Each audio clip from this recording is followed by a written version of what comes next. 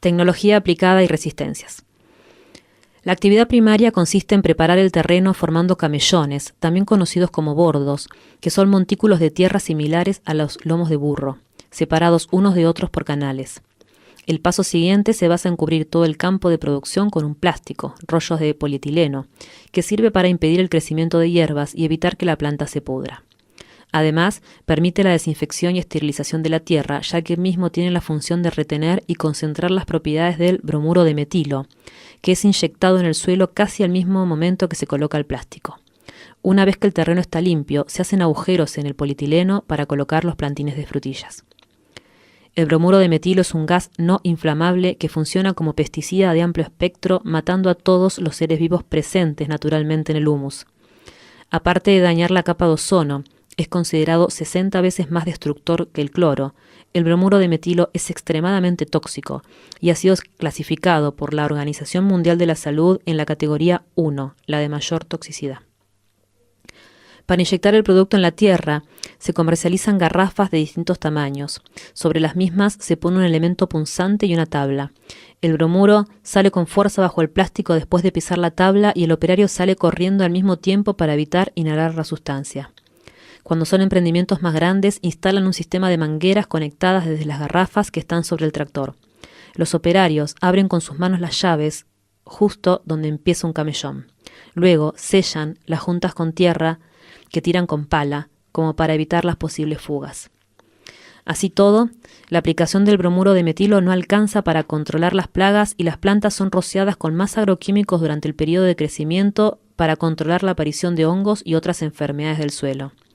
Si bien el bromuro de metilo se prohibió en casi todos los países del mundo por su alto impacto negativo sobre la salud humana y se limitó legalmente la participación en la producción de otros agroquímicos, los productores fueron logrando continuar su uso bajo la dilución de las dosis, las excepciones, las multas económicas, pero sobre todo bajo el marco de la ilegalidad y la impunidad.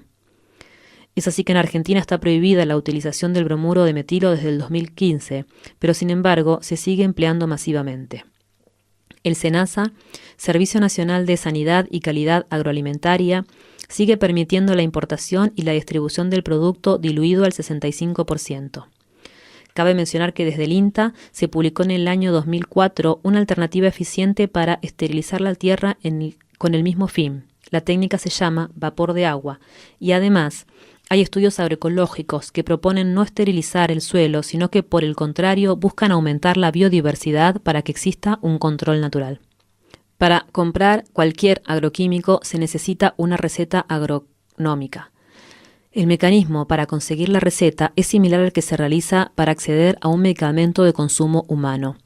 El problema es que cuando se prohíbe en los países del norte algún químico por los daños comprobados que genera, el excedente se distribuye en los países de la periferia en forma libre o de fácil acceso.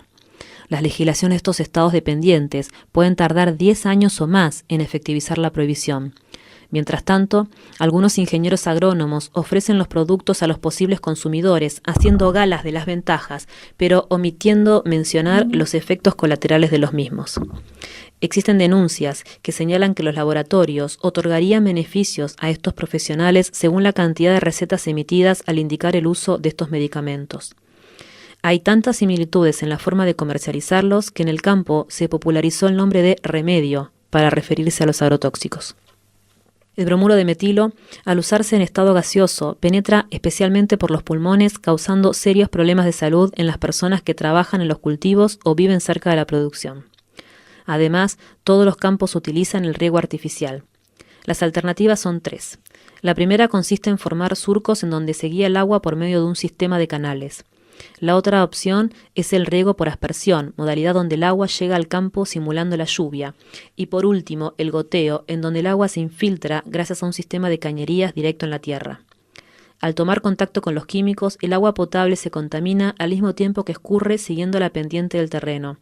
En el caso de Tamara, al poco tiempo de instalarse en el kilómetro 19, barrio San Carlos, también conocido como Paraje Gloria de la Peregrina, instalaron el sistema de riego por aspersión.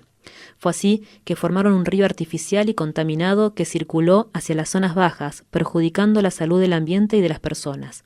Muchas huertas orgánicas se vieron afectadas, pero además rompió la calle principal debido a su importante caudal. La escuela donde tomé la evaluación queda en el kilómetro 20,5 de la misma ruta. Es importante mencionar que si se bromura la tierra al poco tiempo se pierde la estructura del suelo, deja de tener porosidad y se va convirtiendo en polvo hasta que finalmente el terreno se hace improductivo. Al quedar inerte un campo, lo descartan y el negocio se traslada para producir con la misma lógica, pero en un nuevo lugar. Solo se evalúa el rendimiento de la actividad en términos de mercado. Si bien el frutillar ya era una empresa importante, teniendo en cuenta la cantidad de mano de obra que contrataba, en el año 2004, Tamara se instaló en la altura del kilómetro 19, agregando 60 hectáreas nuevas a las que ya ocupaba. La particularidad de este lote es que es el más próximo al lugar de mayor conglomeración urbana. Está ubicado en una de las lomadas de la zona, con casas de familia que lo rodean. A principios del 2005, los vecinos y vecinas del lugar se reunieron para pedir protección estatal ante los daños al entorno que la empresa ya estaba ocasionando. El problema más crítico de inyectar bromuro de metilo en la tierra es que se instala en el ambiente y respirar este veneno en forma recurrente puede afectar el funcionamiento del sistema nervioso, provocando dolores de cabeza, vómitos, debilidad, mareos, temblores musculares y visión borrosa. Si se inhala en dosis y tiempos prolongados, puede provocar también convulsiones y desmayos. Después de un contacto excesivo con esta sustancia, existe la posibilidad de contraer cáncer y defectos en el nacimiento, teratogenia. Si el bromuro entra en contacto directo con la piel, se producen quemaduras. Existe el caso de un operario que fue víctima de un derrame intencional de bromuro sobre su zapatilla. Siguió trabajando, pero empezó a sentir dolor y picazón. Cuando llegó a su casa, se sacó el calzado y el producto traspasó la media y dejó una quemadura de primer grado sobre el metatarso. Cabe mencionar que exponerse en forma reiterada a los agrotóxicos puede implicar el deterioro del neurodesarrollo, lo que afecta notariamente la capacidad de aprendizaje. Por último, desde el punto de vista del consumo, hay que tener en cuenta que ingerir frutillas que fueron producidas de esta manera puede ocasionar graves problemas en la salud, porque este fruto tiene la propiedad de funcionar como esponja que absorbe lo que lo rodea. Pero además, la ingesta de algunos agroquímicos es acumulativa en el cuerpo. Esto quiere decir que las sustancias tóxicas se depositan en la grasa, desarrollando con el tiempo las posibilidades de tumores. La toxicidad se puede manifestar en la persona o en sus descendientes, ya que muchos de estos venenos producen daños en el ADN de las gametas, espermatozoides y óvulos, al ser células con un alto porcentaje graso. Es relevante tener presente que el fruto de las frutillas contiene vitamina C, potasio, magnesio y biotina, lo que le otorga acciones antibacteriales, antioxidantes y anticancerígenas, y tiene propiedades curativas para el tratamiento de afecciones renales y reumatismo, entre otras no menos importantes. Pero solo es recomendado su consumo si fueron producidas en forma agroecológica y no bajo el sistema de agricultura intensiva. Hay varias organizaciones ambientales en Mar del Plata y la zona, como la Asamblea Paren de Fumigarnos, la Asociación Civil BIOS y Mar del Plata contra el Saqueo, que sumando a personas vinculadas al INTA, Instituto Nacional de Tecnología Agropecuaria y a la Universidad Nacional de Mar del Plata, han hecho reiteradas denuncias, presentaciones judiciales y acciones públicas con el objetivo de concientizar a la población y exigir la prohibición del bromuro de metilo y otros agrotóxicos como el glifosato de manera efectiva. El momento bisagra fue en el año 2008, cuando un viernes al mediodía un campo de papa fue rociado con veneno a 30 metros de la Escuela de Educación Agraria de la Laguna de los Padres. Las ventanas estaban abiertas porque era noviembre, hacía calor, y los vapores ingresaron a la escuela intoxicando a los niños, niñas y adolescentes que estaban cursando sus estudios. Hubo al menos 3 menores que tuvieron que recibir asistencia médica. El caso más crítico lo padeció la hija del auxiliar de cocina, que tuvo problemas graves en el sistema respiratorio, vómitos y el endurecimiento de los dedos de las manos y de los pies. Desde entonces, personas vinculadas a la problemática y preocupadas por el futuro que se avecinaba en relación al crecimiento del modelo agrotecnológico en Mar del Plata, se autoconvocaron en una asamblea ciudadana. Este espacio logró la reactivación de la ordenanza municipal 18.740, que prohíbe la fumigación a 1.000 metros de las viviendas y las escuelas. La misma dice textual: se prohíbe, dentro del radio de los 1.000 metros a partir del límite de plantas urbanas o núcleos poblacionales. Sin embargo, por presiones de los propietarios de los campos, la misma ordenanza que había sido aprobada por unanimidad fue derogada unos meses más tarde por amplia mayoría. O sea, que los mismos funcionarios públicos que la aprobaron se vieron en la obligación de retractarse debido a la presión económica que instalaron los empresarios del agro. La Asamblea Ciudadana organizó un panquecazo frente al municipio como forma de protesta ante este atropello a la democracia. Gracias a la presión popular, se logró realizar una audiencia pública para el tratamiento de las prácticas agrícolas. Hubo más de 60 oradores y oradoras con saberes en el tema que compartieron sus investigaciones y testimonios, pero los debates fueron opacados por la realización de un tractorazo en la puerta del Consejo Deliberante del partido de General Pueyrredón, que consistió en cortar el tránsito de la avenida Pedro Luro con tractores, camiones y sobre todo camionetas 4x4. La manifestación ocupó, gracias a los distintos vehículos, 16 cuadras aproximadamente. Había gente en algunos camiones que manifestaba no saber qué estaban haciendo ahí. Según los testimonios de varias personas que estaban en el centro cerca del recinto, la barra brava de un club de fútbol local ofició de seguridad del evento. Muchos conductores insultaron en la calle a los miembros de la asamblea al momento de entrar al Palacio Deliberante. Reconocieron sus caras por las declaraciones que habían hecho previamente en los medios. Además, esa misma semana organizaron un lockout patronal, dejando a las familias de Mar del Plata y la zona sin frutas ni verduras. El trabajo y la legalidad.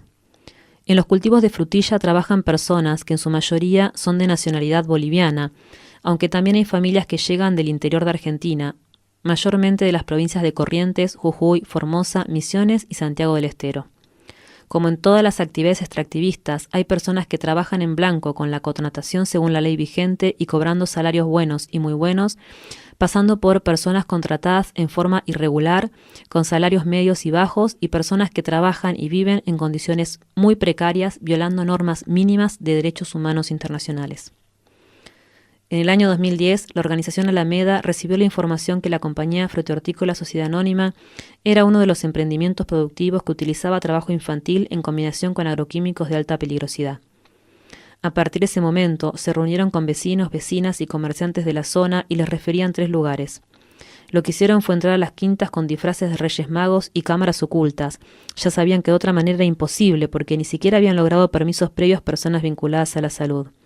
Se hicieron pasar por una organización cristiana que regalaba juguetes y mientras hacían el espectáculo, registraron el lugar y pudieron filmar a niños y niñas que ya desde los 7 u 8 años manifestaban trabajar en el lugar, recibiendo del patrón un salario por lo que recolectaban de frutillas. En los videos se podían ver cómo muchas familias vivían en casas de chapa, lona o plástico, con poquísimos baños de uso común separados de las viviendas, la mayoría sin agua potable, y lo más impresionante era que el depósito de agroquímicos estaba muy cerca de los cuartos destinados para dormir. Con esas imágenes y testimonios hicieron una denuncia en la Justicia Federal por trata de personas, trabajo infantil y también por el riesgo en la utilización de los agrotóxicos. Ley de Residuos Peligrosos 24.051. Esta organización trabaja con cámaras ocultas porque considera que cuando se trata de delitos vinculados al crimen organizado hay connivencia por parte del Estado. Entonces registran todo para evitar que los organismos oficiales pretendan desconocer la situación. Al mismo tiempo que se hace la denuncia, se presenta el material en los medios de comunicación. En esta oportunidad esperaron un mes antes de mostrar las imágenes para darle tiempo al Poder Judicial que constatara la denuncia, y de los 3 lugares señalados pudieron comprobar los delitos en Tamara.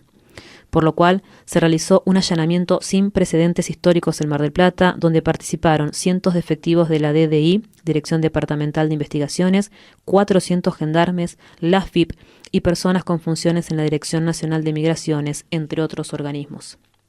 La irrupción duró desde las 9 de la mañana hasta las 9 de la noche y contó con la presencia de medios de comunicación locales y nacionales.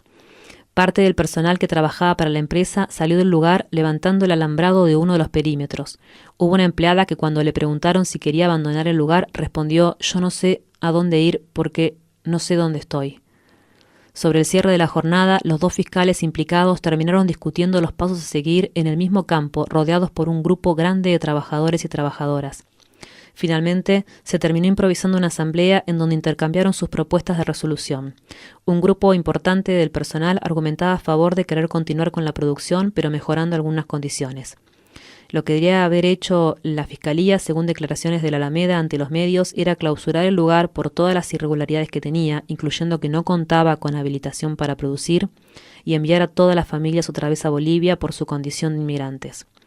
Pero lo que la organización Alameda propuso fue cooperativizar la empresa, es decir, que se continuara con la producción, pero con sueldos bajo convenio, atendiendo a las cuestiones de salud y modificando las condiciones de trabajo.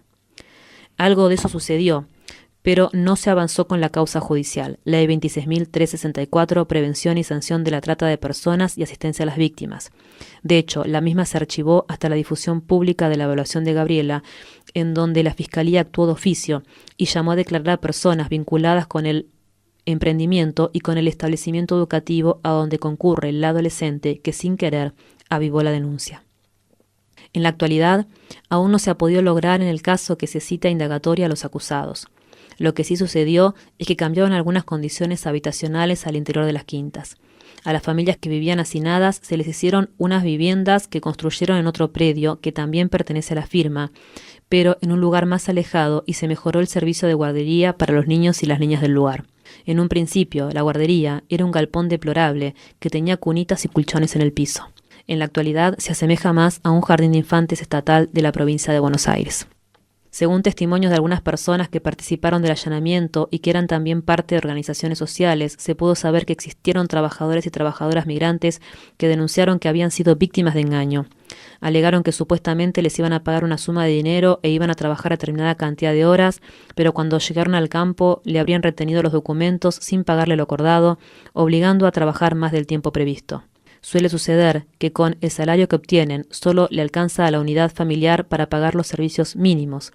El mayor gasto es en gas para la calefacción y, en la mayoría de los casos, no se logra acumular los recursos necesarios para desvincularse de la actividad. A pesar de lo cual, el presidente de la Sociedad Frutihortícola de General Pueyrredón declaró en el diario La Nación del día lunes 25 de abril de 2016, unos días después de la viralización del texto: «Es muy simple. Si la gente no está contenta, se va». Es así que, a diferencia de la trata por explotación sexual, la puerta del establecimiento está abierta para salir, pero no es posible renunciar a la tarea en cualquier momento. Por eso, una médica pediatra de la zona denunció en la misma nota del diario: «Son rehenes de la producción». Lo que sí es cierto es que existen familias de inmigrantes que aceptan en forma de contratación porque con este tipo de trabajo, aunque es extremadamente agotador para el cuerpo, pueden acceder a bienes y servicios que de otra manera no podrían. Hay casos en donde, cumpliendo con los requisitos laborales que incluyen en tiempo de cosecha jornadas de 5 de la mañana hasta las 5 de la tarde, muchas veces bajo el rayo del sol, sin día de descanso, pueden ahorrar lo suficiente para construir una casa propia y salir de la empresa. Según esta versión, cuando las familias van al campo, no quieren dejar a sus hijos e hijas solos y por eso los llevan a la zona de producción. Los niños y adolescentes no pueden quedarse esperando con los brazos cruzados y se ponen a ayudar, lo que facilita el ingreso de toda la familia. Es importante aclarar que de esta manera los niños y adolescentes se exponen a accidentes gravísimos, ya sea por las maquinarias, herramientas y tractores fundamentalmente, o por la posibilidad de entrar en contacto directo con los agroquímicos. En la zona del paraje Gloria de la Peregrina hay al menos 2 casos de accidentes fatales de menores de 5 años. En Argentina, la Ley 26.390 prohíbe el trabajo infantil y regula el trabajo adolescente, pero no pena a las madres o padres de los menores que trabajan. A pesar de que hay carteles en la puerta de los campos que prohíben el ingreso de menores de 18 años, hay sobrados motivos para pensar que los niños, niñas y adolescentes aportan en los agronegocios un rol destacado. Desde la Comisión Nacional para la Erradicación del Trabajo Infantil, CONAETI, se plantea que la erradicación del trabajo infantil es sin duda un objetivo prioritario. Además, hay que tener en cuenta que en todo el mundo el trabajo infantil es parte funcional del modelo de producción vigente.